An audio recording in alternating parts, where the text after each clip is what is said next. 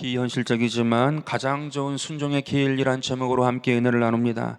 예수님을 생각할 때 가장 먼저 떠오르는 단어 중에 하나는 순종입니다. 순종하셨기 때문에 하나님의 뜻이 다 이루어졌습니다.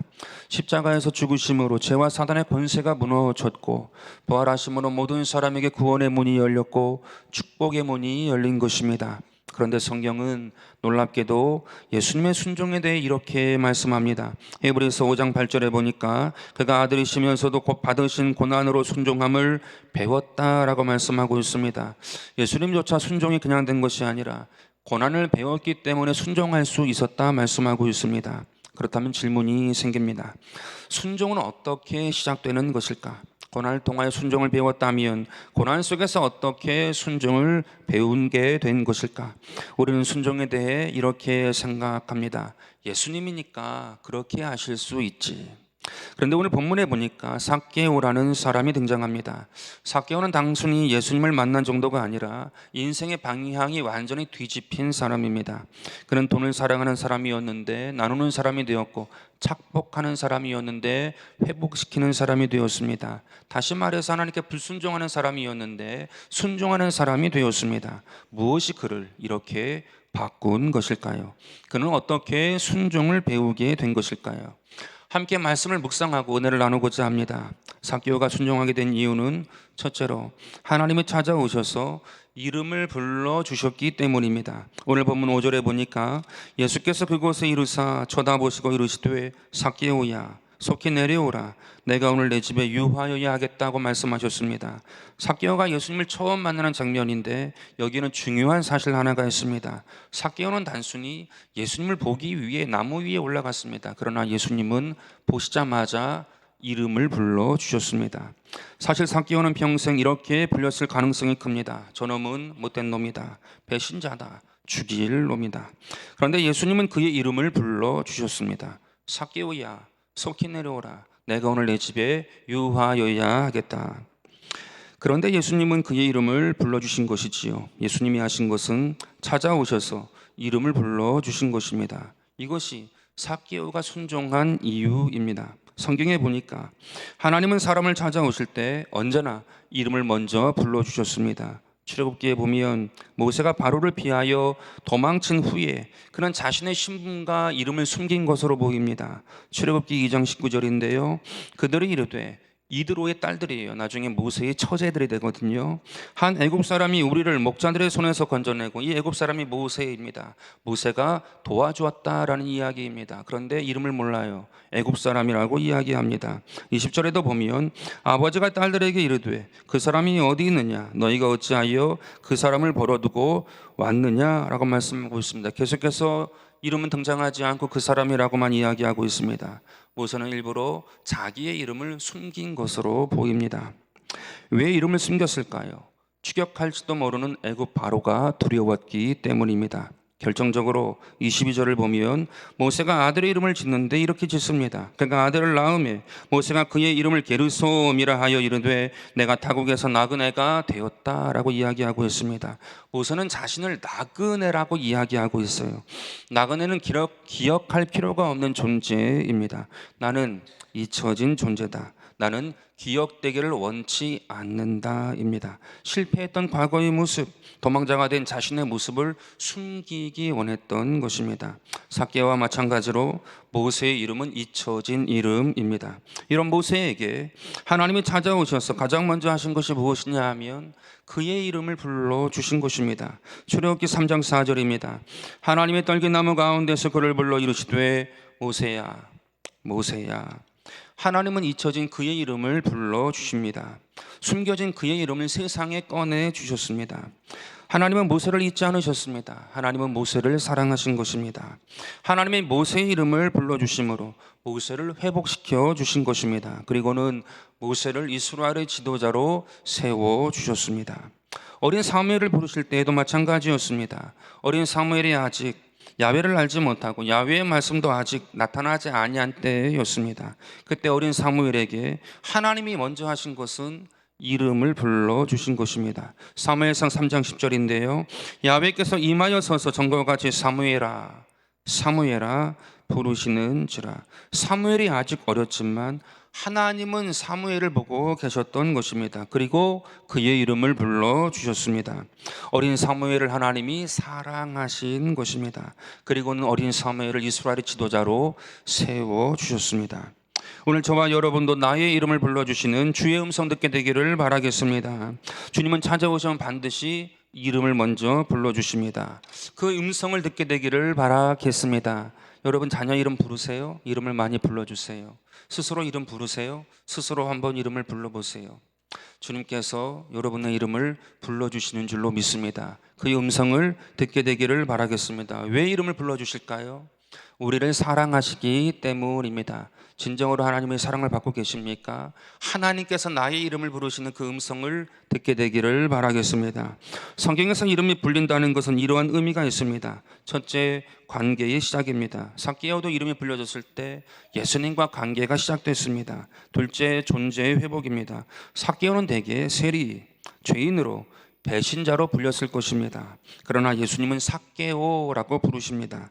주님은 삭개오의 존재를 회복시켜 주신 것입니다.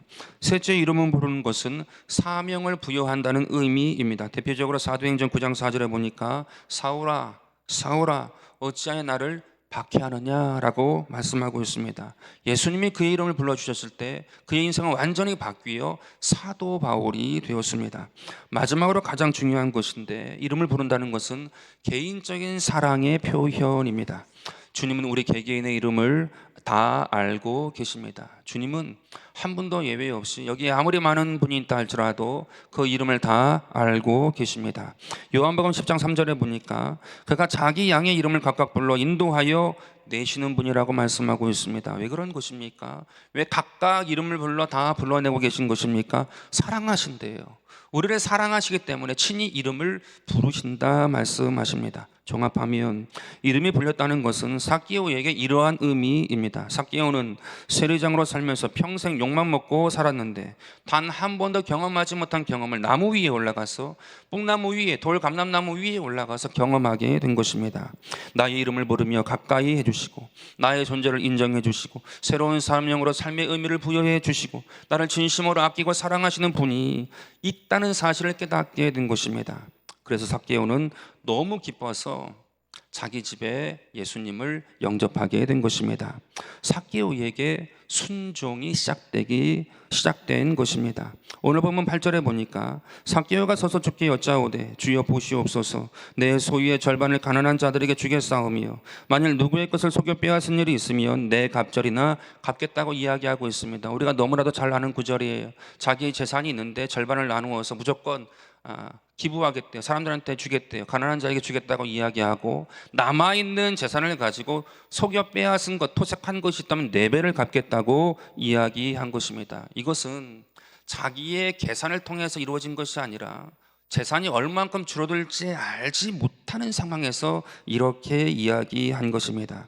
삭개오에게 진정한 순종함이 있지 않고는 할 수 없는 일을 하겠다고 이야기한 것입니다. 그런데 저는 이 구절을 읽을 때마다 이런 생각을 항상 했습니다.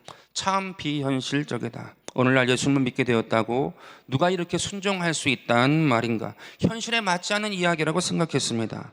그런데 묵상해 보니까 꼭 그렇지만은 않다는 사실을 알게 되었습니다. 교회 역사 속에 존 뉴턴이라는 목사님이 계신데 원래 노예 상인이었습니다. 노예 상인으로 엄청난 부를 쌓았습니다. 그런데 폭풍 속에서 하나님을 경험해서 완전히 인생이 바뀌게 되었습니다. 노예 무역을 포기했을 뿐만 아니라 노예 제도 자체를 없애겠다고 앞장선 사람이 되었습니다. 그가 이런 말을 남겼습니다. 나는 한때 노예 상인이었지만 이제는 하나님의 은혜를 전하는 사람이다. 삭개오가 한 말과 동일합니다. 만일 누구의 것을 속여 빼앗은 것이 있으면 내 갑절이나 갚겠나이다. 이제 은혜를 전하는 자가 되겠다는 말입니다. 조영계 목사님이 목회 초기에 교회에 고리 대금업을 하는 분이 계셨다고 합니다. 그런데 어느 날 목사님을 찾아와서 다짜고짜 목사님 잘못했다라고 이야기하고는 자기에게 빌려간 돈들이 있는 사람들의 돈을 많이 탕감해 주었다고 합니다. 돌려주었다고 해요. 비현실적인 이야기예요. 비현실적인 이야기처럼 들리는데 실제로 삭개오와 같이 하는 사람이 있더란 말입니다. 예전에 제가 대학생 생활을 할 때에 30살쯤 된 캠퍼스 사역자 간사, 사역 간사가 있었는데 결혼을 하게 되었어요. 그리고 작은 집을 얻게 되었기 때문에 집들이 하기 위해서 몇 명 간사들과 함께 집들이를 가게 되었습니다. 집들이는 같이 밥 먹고 노는 거잖아요. 그냥 즐겁게 있다 오는 거잖아요. 근데 이 캠퍼스 사역 간사가 뭐냐 하면 자기 직업이 있어요. 근데 일주일에 한 번씩 캠퍼스에 가서 아이들하고 성경 공부를 하는 간사님이에요. 사역 간사라고 하는데 이분이 결혼을 하고 이제 신혼이 되어서 집들이 때문에 갔는데 갑자기 이렇게 얘기하는 거예요. 목사님, 구소련 지역에 선교를 가기로 했습니다. 이제 결혼한 다음에 신혼부부인데 결정을 했다라는 거예요. 그리고는 물었습니다. 아니 이제 신혼인데 왜 그러한 결정을 하고 뭐 구소련 지역이 그렇게 잘 사는 동네도 아니잖아요. 어떻게 될지 모르는 곳이고 왜 거기에 갑니까? 라고 이야기했더니 가장 행복한 때를 하나님께 드리고 싶어서 같이 상의하고 신혼부부가 가기로 결정했다는 거예요. 아유 깜짝 놀랐어요. 그리고는 이미 거기에 있는 선교사님과 이야기를 했고 단기로 가는 게 아니라 언제 돌아오는지 결정하지 않고 장기로 가겠다고 이야기를 다 맞춰 놓았다는 이야기였습니다. 집들이 분위기였어요. 갑자기 파송식이 되어 버렸습니다. 삭개오의 이야기는 비현실적이라고 저는 생각했어요. 그런데 그 길이 복된 길이라고 믿고 순종하는 자들이 있더란 말입니다. 그런데 저는 이렇게 적용하고 싶습니다. 삭개오의 이야기를 다 그렇게 되어야 한다는 평면적인 메시지보다 이렇게까지 순종하는 자들이 있다면 하나님이 지금 나에게 원하시는 것은 무엇일까? 하나님이 지금 나에게 순종하기 원하시는 것은 무엇일까? 각자에게 선한 도전이 있기를 바랍니다. 그 당시 저는 이렇게 적용했습니다. 하나님께 가장 귀한 것을 드린다고 결혼하자마자 낯선 땅으로 떠나는 사람도 있는데 여기서 불평하고 원망이나 하고 매너리즘에 빠져서 살아야 하겠는가? 다시 정신 차리자. 즐겁고 감사한 마음으로 살자. 그렇게 제 마음 가운데 적용을 했습니다. 여러분 나를 가까이 해주시고 나의 존재를 인정해 주시고 새로운 사명으로 삶의 의미를 부여해 주시고 나를 진정으로 아껴주시고 사랑해 주시는 분이 있다는 사실을 체험했을 때 삭개오는 이보다 더 영광스럽고 가치 있는 일은 없다라고 생각한 것입니다. 삭개오의 모습이 오늘 우리에게 도전이 되기를 바랍니다. 오늘 주님께서 나를 찾아오신다는 사실을 기대하시기 바랍니다. 주님은 찾아오셔서 우리의 이름을 불러주시는 줄로 믿습니다. 여러분 모두가 각자에게 주어진 가장 복된 순종의 길이 있어요. 하나님께서 가장 복되게 예비하신 길이 있어요. 그 길을 향하여 나아가는 은혜가 있게 되기를 바라겠습니다. 둘째로 삭개오의 이야기는 우리에게 순종이 무엇인지 깨닫게 해줍니다. 순종이란 무엇일까요? 여러분 순종이란 무엇입니까? 방향이 바뀌는 것입니다. 삭개오는 이렇게 말합니다. 누가복음 19장 8절에 내 소유의 절반을 가난한 자들에게 주겠다라고 이야기합니다. 우리는 자꾸 돈에 초점을 맞추니까 이런 사람도 있구나, 나하고는 관계없는 일이다 하면서 이 말씀을 그냥 지나칩니다. 사실 저도 그랬거든요. 이 말씀을 준비하기 전까지 그랬습니다. 나하고는 관계없는 이야기. 그런데 여기서의 포커스는 대단히 많은 돈을 기부했다라는 사실에 있지 않아요. 삭개오는 지금 금식하지도 않았고요, 회개 기도를 한 것도 아닙니다. 그런데 바뀐 것이 있습니다. 돈의 방향이 바뀌었어요. 유일하게 돈의 방향이 바뀌었습니다. 이것이 바로 성경이 말하는 순종입니다. 순종은 단순한 감정이 아니라 내 생각대로 살던 내 인생의 방향이 있는데 바꾸는 거예요. 그것이 순종입니다. 전에는 더 많이 가져야 한다, 더 출세해야 한다, 내가 중심이어야 한다 였는데 이제는 더 나누어야겠다, 더 섬겨야겠다, 하나님이 중심이다 입니다. 삭개오의 삶의 방향이 완전히 달라진 것입니다. 이것이 삭개오가 보여준 순종이요, 순종은 방향이 바뀌는 것입니다. 예수님이 십자가를 지신 것도 단순한 고난이 아닙니다. 누가복음 22장 42절을 보니까 내 원대로 마시옵고 아버지의 원대로 되기를 원하나이다. 나의 방향이 있고요, 하나님의 방향이 있는데 하나님의 방향이 되기를 원한다고 말씀하고 있어요. 예수님조차 하나님의 방향으로 가겠습니다 라고 원합니다 라고 기도하게 됩니다. 예수님이 고난을 통하여 배우신 순종은 자신의 방향이 아니라 하나님의 방향으로 바뀌는 것입니다. 그래서 고난은 우리를 순종의 방향으로 돌이키게 하는 하나님의 도구라고 하는 거예요. 하나님의 도구가 고난이라고 하는 것입니다. 그래서 고난이 유익이 되는 것입니다. 성경에서 이 사실이 가장 드라마틱하게 묘사되는 인물은 요나입니다. 요나 선지자를 향한 하나님의 방향은 니느웨였습니다. 그런데 요나가 다시스로 가잖아요. 다시스는 서쪽입니다. 끝이에요. 니느웨는 동쪽입니다. 완전히 반대 방향으로 간 거예요. 하나님의 방향과 완전히 반대 방향으로 요나가 갑니다. 그때 그에게 고난이 왔습니다. 그는 폭풍이 일어나고 배가 깨지게 되었고 그는 바다에 버려졌고 물고기 밥이 되고 맙니다. 하나님은 고난을 통하여 그의 잘못된 방향을 멈추게 하신 것입니다. 이때 요나는 고난 속에서 기도합니다. 자신의 뜻이 아니라 하나님의 뜻이 옳다는 것을 깨닫게 됩니다. 그것이 요나 2장 9절인데요 구원은 야훼께 속하였나이다. 자기의 방향이 틀리고 구원은 야훼께 있다, 하나님의 방향이 맞다라고 고백하게 되었습니다. 드디어 요나가 서쪽으로 가다가 하나님의 방향인 동쪽으로 돌이킵니다. 그런데 여기서 기억할 것이 있는데 하나님의 방향으로 돌이켰어도 요나가 완벽한 사람이 된 것은 아닙니다. 그는 여전히 니느웨를 좋아하지 않아요. 니느웨 가기를 원치 아니합니다. 그러나 방향은 바뀌었습니다. 여러분, 이것이 순종입니다. 다시 말하면 순종은 감정이 완벽해지는 것이 아니에요. 내 감정이 완벽해지는 것이 아니고 완전히 하나님이 되는 것이 아니라 방향이 하나님께로 돌이켜지는 것입니다. 하나님께로 방향이 맞추어지는 것이 순종인 줄로 믿습니다. 그런데 설교를 준비하다 보니까 이러한 생각이 들었습니다. 그래, 순종이란 하나님의 방향으로 바뀌는 것이다. 그래, 맞아. 하나님의 방향으로 돌이키고 나아가는 것이 순종이지. 받아들여지더라고요. 근데 순종을 못하는 이유는 무엇일까? 이유가 있지 않을까? 무엇이 하나님의 방향인지 모르기 때문에 순종하지 못하는 것은 아닐까? 이러한 생각이 들어왔어요. 그래서 이 질문에 답해 보고자 합니다. 여러분, 대부분의 경우 우리가 하나님의 뜻을 몰라서 불순종하는 것일까요? 내가 정말 몰라, 그 뜻을 몰라, 그래서 불순종하는 것일까요? 저는 대개 아니라고 생각합니다. 성경은 이미 하나님의 방향을 분명히 말해주고 있습니다. 미가서 6장 8절에 보니까 사람아, 주께서 선한 것이 무엇임을 내게 보이셨대요. 하나님이 이미 우리에게 선한 것을 다 보여주셨대요. 보여주신 다음에 우리를 인도하길 원하신다라는 얘기예요.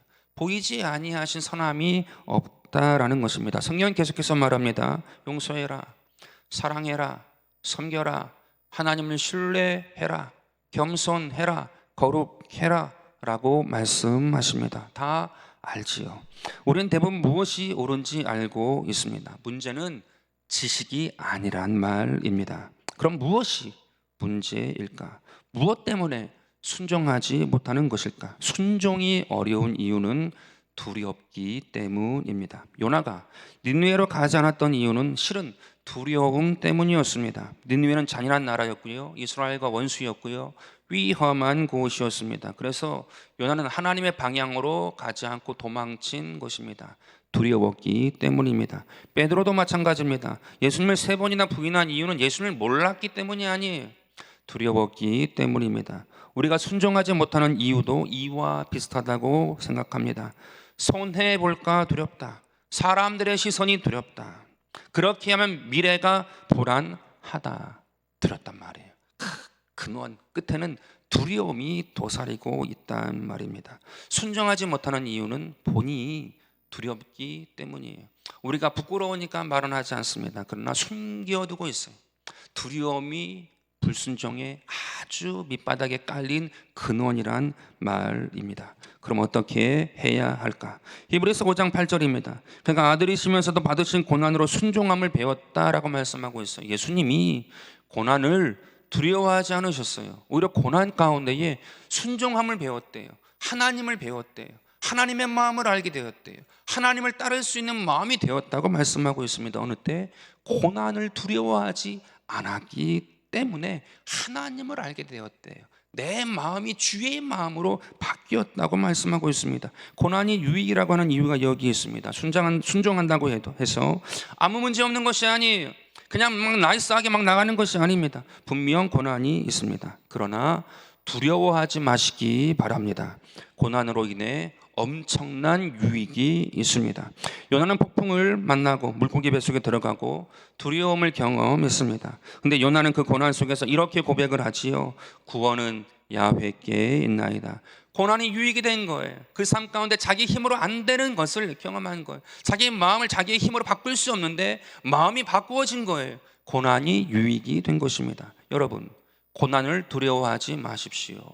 고난을 두려워하지 마시고 극복하십시오. 주와 함께 고난을 이기시기 바랍니다. 내 마음의 슬픔을 이기시기 바랍니다. 두려움을 이기시기 바랍니다. 고난을 이기시기 바랍니다. 주님이 함께 하세요. 주님이 도와주세요. 주님께서 죽으시고 부활하셨습니다. 그건 주님께만 일어난 일이다. 그게 아니에요. 오늘 내가 주님과 함께 고난을 두려워하지 아니하고 내가 나아가면 고난이 있지만 고난을 통하여서 부활의 영광을 경험하게 되는 줄로 믿습니다. 두려워요. 그러나 그 두려움을 이기고 부활의 영광을 체험하게 됩니다. 그 사람은 하늘의 신비를 가지고 사는 자가 된 것입니다. 그러니 세상을 향하여 담대히 나아갈 수 있는 사람이 되어버리는 것입니다. 삭개오도 마찬가지입니다. 재산을 나누는 것이 두렵지 않았을까요? 그런데 무서워하지 않습니다. 그러자 그에게 회복과 치유와 구원의 기쁨이 임한 것입니다. 제가 예전에 청년을 담당할 때 제일 답답했던 것이 무엇이냐 하면 많은 청년들이 제게 와서 이야기해요. 목사님, 하나님 뜻이 무엇인지 모르겠어요. 저한테 말씀하지 마세요. 기도하라는 말 하지 마세요. 지금 기도 많이 하고 왔어요. 하나님 뜻 모른다고 하면 기도하라고 할 거잖아요. 기도하라는 말 하지 마세요. 저 기도 많이 하고 왔어요. 그럼에도 불구하고 하나님 뜻이 무엇인지 모르겠어요. 그렇게 이야기를 합니다. 그러면 그때 제가 간단한 처방전이 있어요. 죄 짓는 것만 아니라고 하면 나가서 무엇이든지 해라. 여러분, 이 말의 의미가 무엇인 줄 아십니까? 두려워하지 말라입니다. 분명히 고난이 있습니다. 힘듦이 있어요. 자기가 어떻게 해야 할지 진퇴양난의 상황 가운데 빠질 수 있단 말입니다. 그런데 그것이 유익이 된대요. 부활의 영광을 경험하게 된대요. 거기서 순종함을 배우고 고난 속에 순종함을 배우면 부활의 영광을 경험하고 하나님의 은혜를 경험하고 생명을 경험하고 부활의 능력을 체험해서 그러한 삶을 끝까지 살아갈 수 있는 자로 바뀌어진단 말입니다. 그러니 두려워하지 말라. 최고의 처방전이었습니다. 그런데 대부분은 고난은 고사하고 힘든 게 조금이라도 보이면 그건 하나님의 뜻이 아니라고 생각하는 자들을 많이 보았습니다. 마음이 두려움에 사로잡힌 것입니다. 여러분, 하나님께 순종하시기 바랍니다. 하나님의 방향으로 순종하시기 바랍니다. 두려움을 이기시기 바랍니다. 마침내 하늘이 열리고 부활의 영광이 임하게 될 줄로 믿습니다. 삭개오처럼 예수님처럼 순종하여 하나님께 영광 돌리는 주님의 귀한 백성 되기를 주 예수 이름으로 축원드립니다. 주님께서 우리를 버리지 않으세요. 고난 중에 순종하기 위하여 하나님의 방향으로 순종하기 위하여 나갔는데 고난이 있습니까? 하나님이 지켜주세요. 하나님께서 보호하세요. 부활의 영광으로 함께 하세요. 하나님의 크신 신비한 것을 반드시 경험하게 하십니다. 그래서 세상이 감당할 수 없는 자가 되게 하는 것입니다. 예수님은 세상이 감당할 수 없는 자가 되었는데 부활하셨기 때문입니다. 오늘 저와 여러분의 삶 가운데도 고난을 두려워하지 아니하고 믿음으로 하나님 방향을 향해 나아갈 때 반드시 고난은 있으나 유익이 될 줄 믿습니다. 부활의 영광과 축복이 여러분의 삶 가운데 이루어지게 될 줄로 믿습니다. 신비한 능력을 가지고 이 세상을 사랑하는 하나님의 귀한 백성이 될 줄로 믿습니다. 셋째로, 순종할 때 잃어버린 인생이 회복이 됩니다. 예수님은 이렇게 선언하십니다. 9절에 예수께서 이르시되 오늘 구원이 이 집에 이르렀다.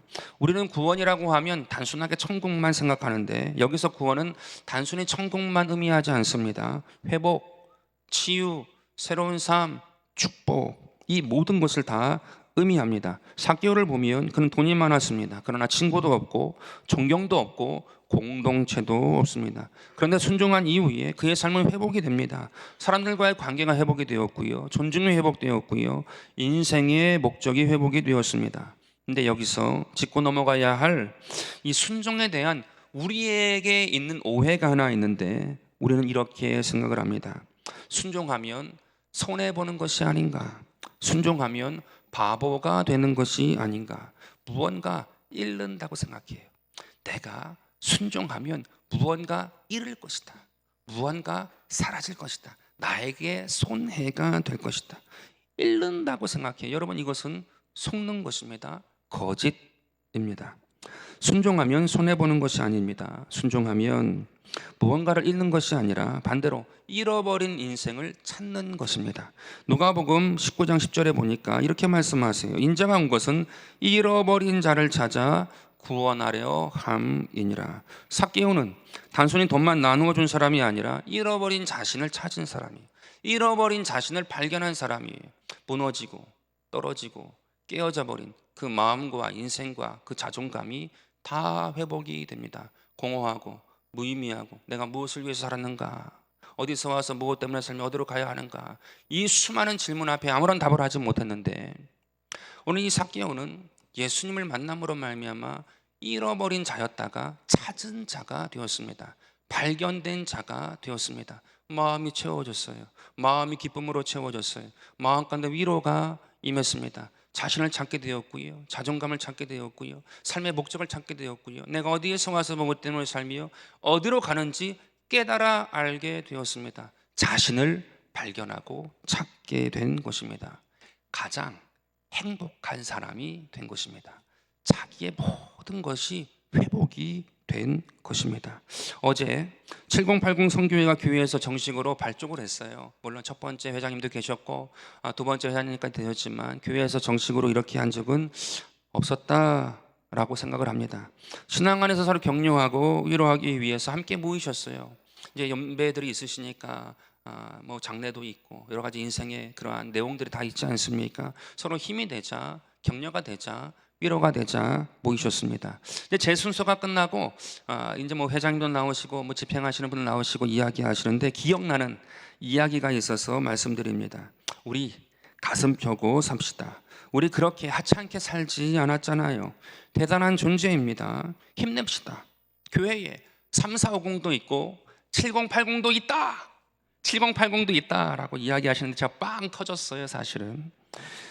그렇지만 한편으로는 마음에 기쁨이 있었습니다. 잃어버린 것을 찾자라는 그런 외침이었어요. 너무나도 좋았습니다. 너무나도 멋졌어요. 주님 안에서 순종하기 위해 모이니까 서로가 격려가 되고 위로가 된 줄로 믿습니다. 오늘 저와 여러분의 삶 가운데도 이 기쁨이 회복되게 되기를 바라겠습니다. 교회까지 왔는데 교회에서도 나는 소외되어 있고 아무런 관계가 없고 그 기쁨을 채우지 못한다라고, 경험하지 못하고 체험을 받지 못한다라고 하면 너무나도 불쌍한 것이, 너무나도 안타까운 것이, 가장 어리석은 시간을 쓰고 있는 거죠. 오늘 저와 여러분이 이 시간 나와서 주 앞에 섰다라고 하면 이 모든 것이 다 회복되는 축복을 경험하게 되길 바라겠습니다. 최고의 인생이 되길 바라고 행복한 인생이 되기를 바랍니다. 여러분, 사순절은 예수님을 생각하는 시간이라고, 시즌이라고 했습니다. 그러나 또 하나 질문을 많이 하는 시즌이라고 말씀드렸어요. 나는 무엇에 순종하고 있는가? 재물인가? 사람의 시선인가? 하나님인가? 예수님은 오늘도 우리의 이름을 불러주십니다. 삭개오야, 삭개오야, 나의 이름을 불러주십니다. 저의 이름도 불러주세요. 저는 동주야, 동주야 부르는 이름을 사실은 자주 듣습니다. 처음에는 제가 일부러 제 이름을 불렀는데 어느 순간인가 이제 주님이 불러주시는 것을 제가 느끼고 경험을 합니다. 여러분, 한 사람 한 분을 불러주세요. 왜냐하면 사랑하시기 때문에 반드시 불러주십니다. 그 주님 앞에 마음을 열고 사모하는 마음으로 나가고 주님과의 교제를 힘써 매일매일 적더라도 그 시간을 지키고자 수고하는 자 가운데에 하나님께서 불러주십니다. 삭개오야, 삭개오야. 여러분, 그 부르심에 순종할 때 우리 인생 가운데도 축복이 있고 구원이 있고 기쁨이 있고 감사가 있고 회복이 있게 되는 줄로 믿습니다. 주의 음성을 듣고 순종하게 되기를 주의 이름으로 축원드립니다. 그래서 가장 복된 인생 사는 우리 대전순복음교회 모든 권속 저와 여러분 다 되기를 주 예수 이름으로 축원드립니다. 아버지 하나님 은혜와 사랑을 감사드립니다. 가장 좋은 길이 있음에도 불구하고 믿어지지 않고 비현실적인 것 같고 나하고는 관계없는 것 같고 하나님이여 이 시간에 복되게 하시어서 하나님의 방향으로 나의 방향을 바꾸어 나아가는 은혜가 있게 하여 주옵소서. 믿사오며 살아계신 예수 그리스도 이름으로 기도드립니다. 아멘. 이 시간